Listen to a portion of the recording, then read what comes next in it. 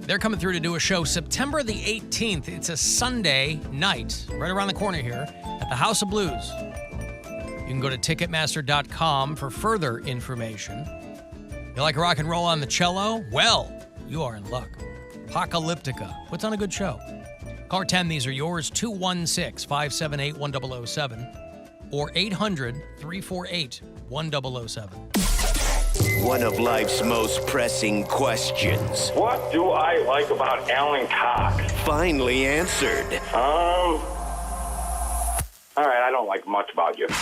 The Alan Cox Show. On 100.7 WMMS.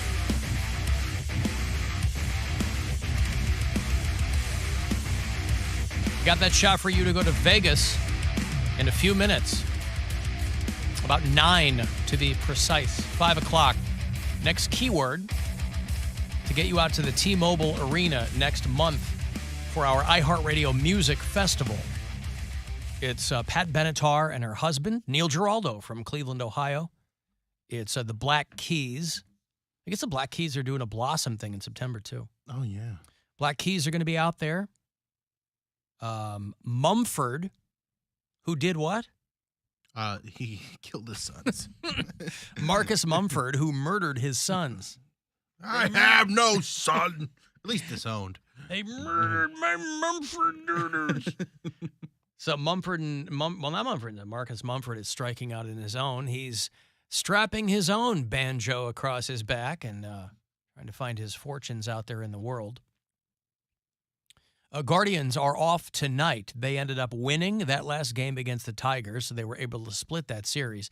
8-4 was the final. Here at home last night, they'll stay in here tonight off, and then tomorrow, 7:10, they'll start up against the White Sox. Both teams angling for the top spot. Guardians are there now, but the White Sox, they get a couple more wins, and they could be not far behind. Not far behind. So tomorrow night, Saturday, and Sunday afternoon is going to be your White Sox Guardians. Very competitive division. Yeah. Next season, they're not going to play people within their division as many times. Huh.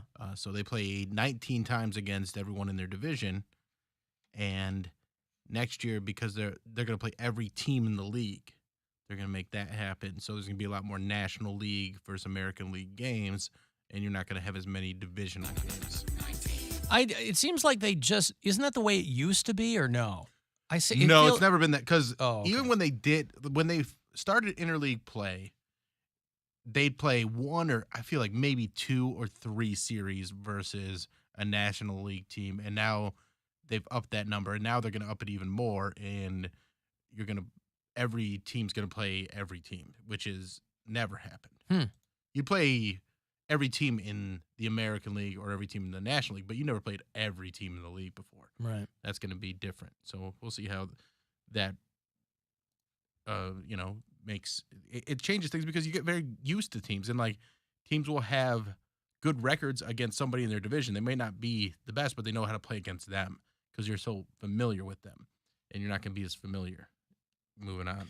I just couldn't tell if I was imagining it or it seemed like over the past few seasons they were playing teams in the division more often, but I didn't know if it was – maybe I was just imagining that.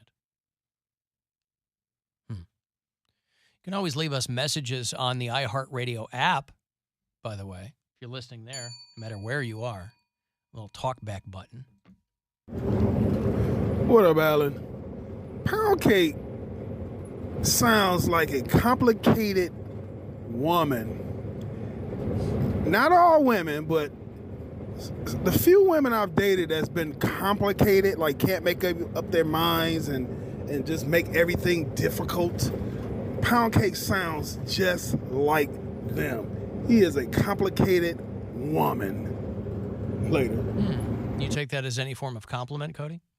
I'm just confused by it because what did I say that was complicated? I said I want to know where we're going before we go. If he's referencing to what I was saying earlier about not lingering downtown, that's the exact opposite. I'm not saying, oh, I don't know where I want to eat. I don't know what I feel like. Let's just walk around and find out. No, I'm saying let's have a plan beforehand. If it's busy and we got to wait for a couple minutes or a couple hours, Then we can walk around. Let's have a plan in place. I don't know what's complicated about that. Sounds to me like he's the reason why the women are so difficult to work with. I think. Oh, shots fired. I think what he was saying is, you go, you want to get something to eat? You go, yeah, okay, and then you figure it out. But you've put a scenario in place before even having the plan. You've created a difficulty for going out before you even have a date or a day or a person you're going to go out with. So I get where he's coming from. It's all a defense mechanism to see if a guy is strong enough to look past all that. If he's a real man and he really wants to be with me, he'll break down my barriers. And to quote the immortal Sheryl Crow, are you strong enough to be my man? That's what Poundcake's trying to do. He wasn't man enough for me. Ain't that a Tony Braxton song? Okay. Sure. Why not? We've got a lot of bureau cheese. We were talking about the death drawbridge in Milwaukee yesterday. But if you haven't seen the viral video of, I don't know if it's viral. I came across it just in my Twitter feed, and it's fantastic. There's a guy named David Vassie who is a play-by-play guy for the LA Dodgers. And if you've ever gone to a Milwaukee Brewers game, I don't know how old this is. I grew up a White Sox fan, but my brother was a diehard Milwaukee Brewers fan, just up the road from us. And they have a giant slide there at their ballpark. And so Bernie Brewer and his mother, the two mascots, often go down this slide. And they'll sell it to fans, too. You can get 5 rides down the slide for like $150 a pop.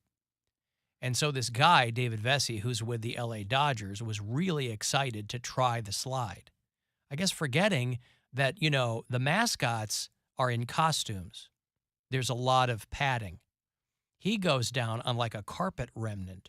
Have you seen this video? I'm not. Where the guy, let me play, I'll show it. Let me, okay. Yeah. Let's switch it again. Oh, on the live stream. I love it. Right now that we get more into figuring out how to do this, there it is. David Vesey is the guy. I'll open this up here for you. David Vesey has been talking for 3 days about going down the slide here in Milwaukee. I've never excited about doing anything, and David did do it today. Watch. All right, here we go. So he starts at the top. He's in a shirt and tie and pants. Holy crap! Holy crap! Holy crap! Holy crap! Watch this. Holy crap! Yeah, the guy slams into the bottom. So watch the end here, right? Okay. First, I want to report that he's okay.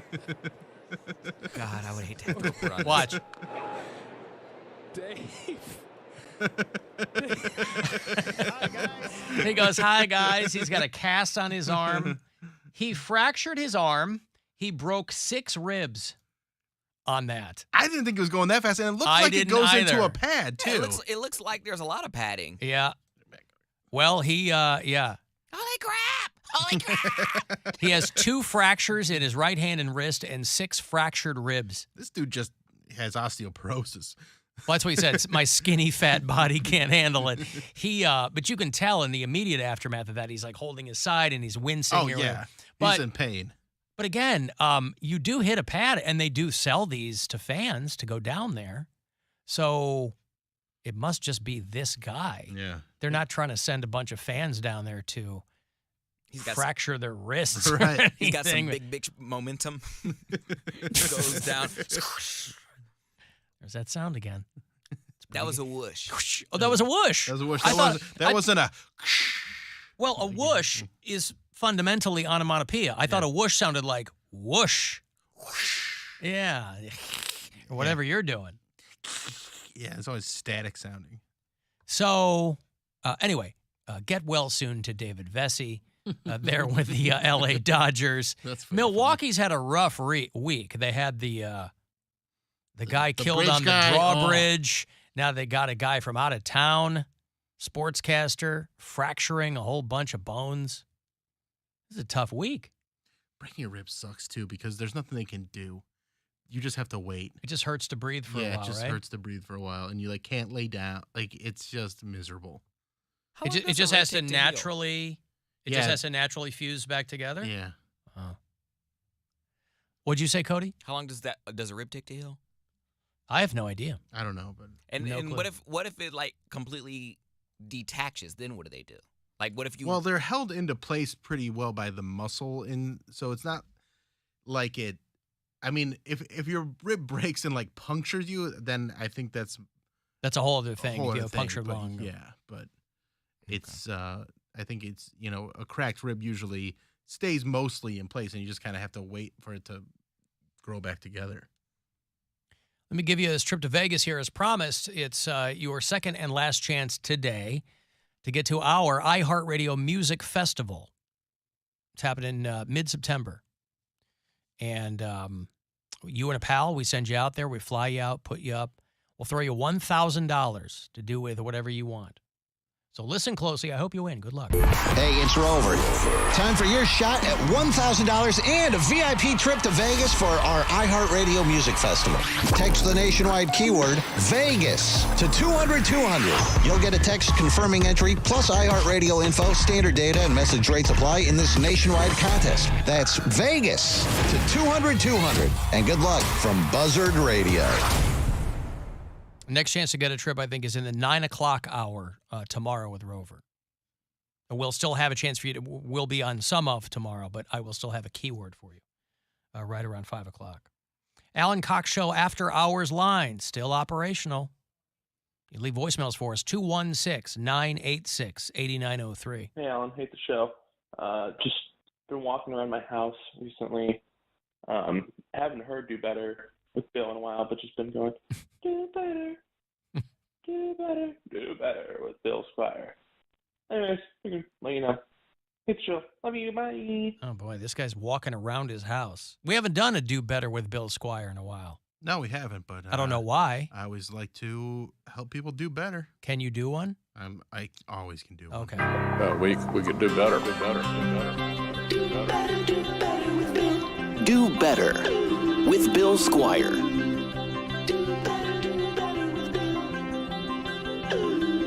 I mean, I've got a magnet on the side of my refrigerator to that effect. Do better with, so it's just, is it you helping people live their lives in a more just helping something way? Helping people do better. Okay. It's quite literal then. Yes, it's you got to do better. So every morning I check the news. I get a news feed and it sends me all these articles, and one of them this morning says asteroid headed towards Earth approximately 2.3 times the size of a dinosaur. You're not telling me anything. You told me nothing. Right. What dinosaur? 2.3 times the size of a dinosaur? This is how this guy's writing this article. He says, oh, there's this asteroid. They found it. NASA spotted it. And it's headed kind of close to Earth. Now, it's not even going to get as close as the moon, but apparently when you look at it from a cosmic perspective, this is close to Earth. But then you tell me the size of it, and you say, oh, it's 2.3 times the size of a dinosaur. What dinosaur? I got to read all the way through this article to get to the dinosaur he's comparing it to, Brachiosaurus. So you go, is that okay, a big one? Is that like that's a big one. That's okay. one of the big long neck dudes that, Because if it was a velociraptor, that wouldn't be such a big deal. That's not such a big deal. Right. Or one of those tiny little bird dinosaurs. Not a big deal. Dinosaurs come in a very wide variety of sizes. Mm-hmm. So then you go, well, it's not even the size of that dinosaur. It's 2.3 times the size of that, which is 0.3. 0.3. So now I got to do this math and go, okay, so this is about 22 feet long or 22 meters long. You got to multiply that, and then boom, you get 50 meters. All right, it's 50 to 60 meters wide, this asteroid. Why not just say it's about as wide as a football field or a soccer field? And then I have a great visual and I know what I'm dealing with. Instead, I have to try and imagine 2.3 brachiosauruses hanging out together to try and figure out how big this asteroid is. You talk about conversion, leagues and fathoms. So if you are reporting on asteroids headed somewhat close to Earth, you got to figure out what measurement to use. and I'm fine. Just tell me in meters. I can do that conversion. I can figure out meters. Just tell me how many meters wide they think it is, because that's another part. They don't even know how big this thing is. They go, we think it's about this big, but we can't tell because it's in space and it's really far away. So we have no idea how big it actually is, but we think, based on our scientific guesses, it's about this big. And also, NASA, whenever you tell us about an asteroid that's coming near Earth, I need you to also remind us and make us feel good about your plan if there is an asteroid headed directly towards us. There's been multiple movies about this: Deep Impact, Armageddon, your favorite, Alan, Don't Look Up. Great and movie. They Fantastic have movie. No plans complaints. or don't have plans. I want, even if it's not a great plan, I want to know if there's a laser or a missile or a team of guys that are constantly training to go up to an asteroid and blow it up in case it's headed towards Earth. Or arcs hidden inside mountains. Right. So tell me about something that's, say, okay, hey, there's an asteroid that might come towards Earth, but you ain't got to worry about it because at NASA, we're working on blowing these things up all the time. I want to see lasers and missiles blowing things up and going like, this is something we work on at NASA to make sure that if there's an asteroid headed towards us, you don't got to even blink an eye. We're going to take care of it. You won't lose a night's sleep. So if you're a reporter on asteroids, do better. And if you're NASA and you got to blow up asteroids, do better. Wow. We could do better. Pretty good. Do better with Bill Squire. You know, along those same lines, I'm always sucked into the asteroid clickbait because it'll say, it gets me every time. It'll say an asteroid is headed toward Earth. But then, in the second paragraph, they'll say, well, astronomers will measure near Earth as being 2 million miles away. Right. So something could be headed, like if I point my car west, my car is headed toward Los Angeles. But it doesn't mean that LA has to worry about my car hitting them at all, right? Same thing with asteroids, but I click on it every single time. According to an astronomer, we're all really close to China right now. Right. It's right around the corner. Yeah, because every time I click on that, I go, this is the one. This is the one that's going to put us all out of our misery. Is it bad? And then they go, no, the good thing is it's not going to come anywhere near us. Okay, well, then. But one of them is eventually, and that's why NASA needs to step up their game and start making some cool space weapons. Right. But don't you work at NASA? No, I just shopped there. And I don't know if I'm going to keep shopping there if you guys aren't making cool space weapons. Where is all of his investment going, Yeah. by the way? Where is the money he's spending on those sweet NASA threads? It's ridiculous. Where's that ending up? To think, I think we've come to terms with the fact that we're not going to be able to live a sustainable life on another planet. We're not going to be able to terraform Mars. We're not going to be able to live in space. It's a grifting pipe dream. We got to take care of this planet, and if there is an asteroid headed towards us, we need to be able to blow that thing out of the sky. Yeah. No problems. Yes, Poundcake? I was going to say, is it bad that I don't even click on those articles anymore? I'm like, oh, yes, kill us all, please. Is it going to be tomorrow? Great. That's what I'm saying. All right, so you're okay with an asteroid killing us, but you get nervous about having to walk around Because downtown? I'm not alone. Everyone's going to die. That's why I say kill us all. I just say, not me, but I just want to see everyone else. Okay, since y'all big Wait, and you bad- want to see everyone else die? No. I'll die with them, but I just don't want to But die you by said myself. it's okay because we're all going to die. We're all going to die together. So what? I don't want to be singled out. We all die alone. If you're in a crowd of people, you still die alone. I just want to see how people react in their last moments. Don't the goods of the many, doesn't the good of the many outweigh the good of the few? Not in my book.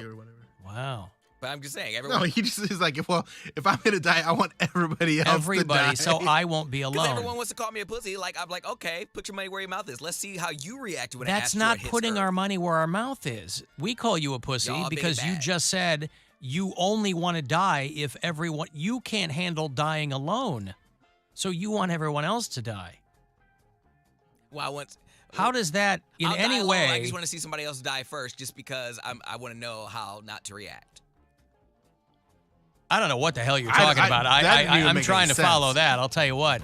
This Rubik's Cube of logic, he's not even close to having a color solid on one side there, but I'll take your word for it. I've got to take a break. I'll have, speaking of dinosaurs, Jurassic World Dominion. That was a movie. I think it did very, very well. I'll have a digital download of it for you after the break here. If you haven't seen that movie yet. Oh, it's a scene.